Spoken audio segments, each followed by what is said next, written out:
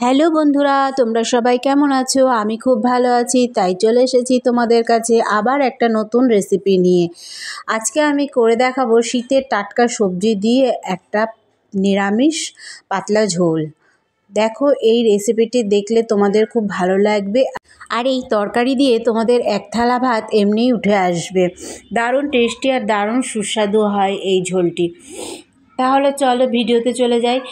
আমি গ্যাসের চুলা ধরিয়ে কড়াই বসিয়ে তাতে আমি রিফাইন অয়েল দিয়ে দিয়েছি। আর রিফাইন অয়েল যখন গরম হয়ে যাবে তাতে আমি কিছুটা পরিমাণ হলুদ দিয়ে দিয়েছি।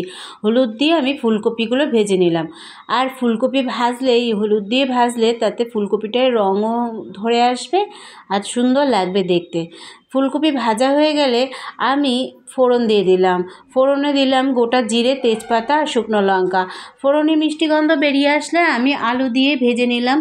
আলুতে দিয়ে দিলাম হলুদ গুঁড়ো আর অল্প একটু লবণ দিয়ে ভাজলাম। দিয়ে লাল লাল হয়ে ভাজা হয়ে গেলে আমি বেগুন দিয়ে দিলাম।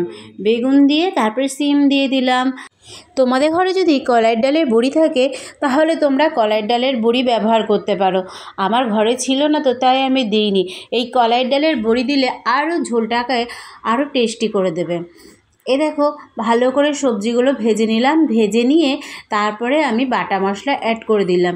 এই বাটা মশলার মধ্যে ছিল, তোমরা তো দেখেছোই, আগে আমি দেখিয়েছি, আদা, গোটা জিরে আর কাঁচা লঙ্কা আর টমেটো দিয়ে ভালো করে কষিয়ে নিয়ে আমি গুঁড়ো মশলা অ্যাড করে দিলাম। ধনের গুঁড়ো, শুকনো লঙ্কার গুঁড়ো আর হলুদ গুঁড়ো।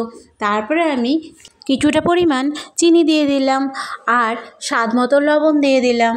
দিয়ে আবার ভালো করে কষিয়ে নিয়ে আমি ভাজা ফুলকপিগুলো দিয়ে আর একটু কষিয়ে নেব। কষানোতেই অর্ধেক রান্না হয়ে যাবে। দেখো, নিরামিষ তরকারি তো, তাই বেশি করে কষাতে হবে। দেখো, তেল ছেড়ে এসেছে। এবারে আমি জল দিয়ে দেব।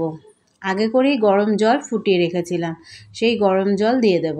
ঝোলে তোমরা যদি গরম জল করে তরকারিতে দাও তাহলে রান্নার টেস্ট আরও দ্বিগুণ বেড়ে যায় আর সবজিগুলোও তাড়াতাড়ি সেদ্ধ হয়ে যায়। এই দেখো, আমার আলু সেদ্ধ হয়ে গেছে। দেখো কত সুন্দর সেদ্ধ হয়ে গেছে, আর ফুলকপিও সেদ্ধ হয়ে গেছে। দেখো, তাহলে আজকে আমার রেসিপি তৈরি হয়ে গেছে।